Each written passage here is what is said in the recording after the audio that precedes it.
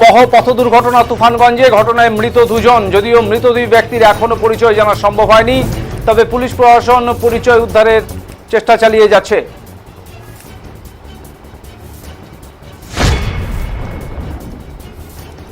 ঘটনাটি শনিবার সাত সকালে নাক্কাটিগাছ গ্রাম পঞ্চায়েতের কামাত ফুলবাড়ি এলাকার রায়ডাক নদীর ব্রিজ সংলগ্ন এলাকায়।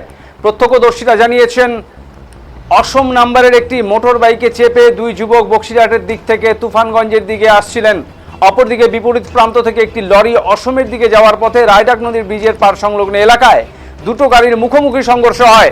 শব্দ পেয়ে স্থানীয়রা একজনকে উদ্ধার করে হাসপাতালে আনেন, আরেকজন গাড়ির নিচেই আটকে পড়েন।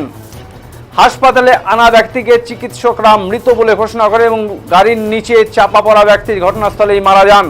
ঘটনায় 17 নম্বর জাতীয় সড়কে যান চলাচল বন্ধ হয়ে যায়। পুলিশ পৌঁছে পরিস্থিতি নিয়ন্ত্রণে নিয়ে আসে। শনিবার সাত সকালে এরকম ঘটনায় বাকরুদ্ধ হয়ে পড়েন সকলে। তবে এই দুই যুবকের বাড়ি কোথায়, শুধুমাত্র মোটর বাইকের নাম্বার অসমের থাকায় অসমের বলে মনে করছেন অনেকেই। তবে পরিচয় জানার চেষ্টা করছে প্রশাসন।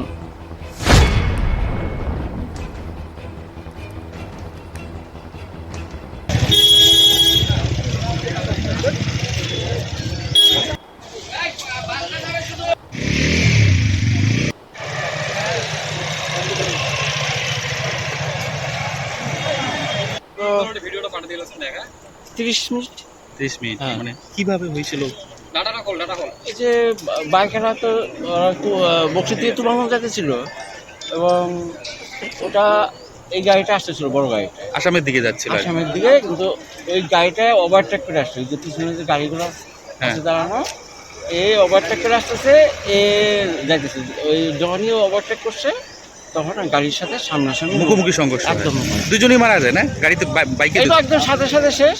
ওটাও তো শেষ, হাসপাতালে ওটাও শেষ। সাইডে যারা ছিল ওটা কিন্তু শরীরে সেরকম স্পট পড়ে নাই, হেলমেট ছিল, কিন্তু মানে কিছুক্ষণ পরে দেখি যে নড়াচড়া করে উঠতেছে। আবার এরকম 3-4 বার হওয়ার পরে তারপরে একটা মাথায় জল এলো, হসপিটালে ও মারা গেছে। মারা গেছে। হ্যাঁ, এই জায়গাটার নাম কি?